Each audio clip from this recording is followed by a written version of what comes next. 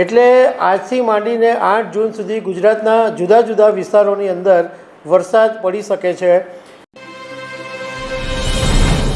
ગુજરાતના હવામાન વિભાગે 3 જૂનથી 8 જૂન હળવાથી મધ્યમ વરસાદની આગાહી કરેલી છે। એટલે આજથી માંડીને 8 જૂન સુધી ગુજરાતના જુદા જુદા વિસ્તારોની અંદર વરસાદ પડી શકે છે। તો આના વિશે હું તમારી સાથે વાત કરીશ। મારું નામ રાજેશ શાહ છે અને તમે જોઈ રહ્યા છો ગુજરાતના સૌથી મોટા ડિજિટલ ન્યૂઝ પ્લેટફોર્મ ખબરછે.com। આમ તો ગુજરાતની અંદર જે સત્તાવાર ચોમાસું છે એ 15 જૂનની આસપાસ બેસવાનું છે અને આ વખતે હવામાન વિભાગે એવું કીધું છે કે ગુજરાતની અંદર બહુ સારો વરસાદ પડવાનો છે। લગભગ 114% જેટલો વરસાદ ગુજરાતમાં પડશે। પણ એ પહેલાં ગુજરાતની અંદર 3 જૂનથી 8 જૂન સુધી કેટલાક જિલ્લાઓની અંદર હળવોથી મધ્યમ વરસાદ પણ પડવાનો છે। તો પહેલાં વાત કરીએ 3 જૂન એટલે આજના દિવસે।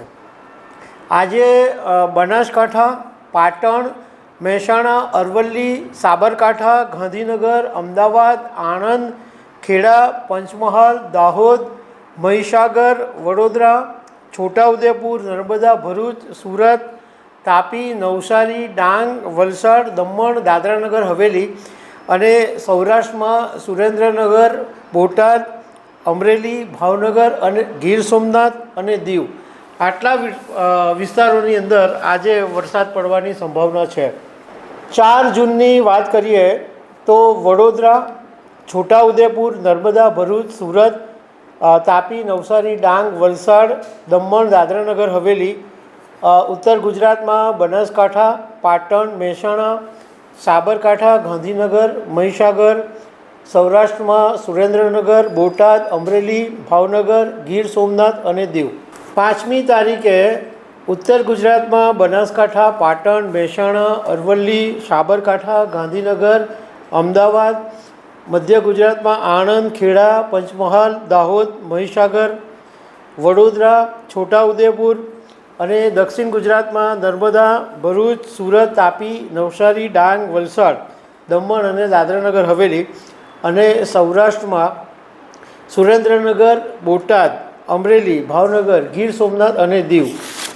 6 જૂને મહેસાણા, અરવલ્લી, સાબરકાંઠા, ગાંધીનગર, અમદાવાદ, આણંદ, ખેડા, પંચમહાલ, દાહોદ, મહીસાગર, વડોદરા, છોટાઉદેપુર, નર્મદા, ભરૂચ, સુરત, તાપી, નવસારી, ડાંગ, વલસાડ, દમણ, દાદરાનગર હવેલી, સુરેન્દ્રનગર, બોટાદ, અમરેલી, ભાવનગર, ગીર સોમનાથ અને દીવ।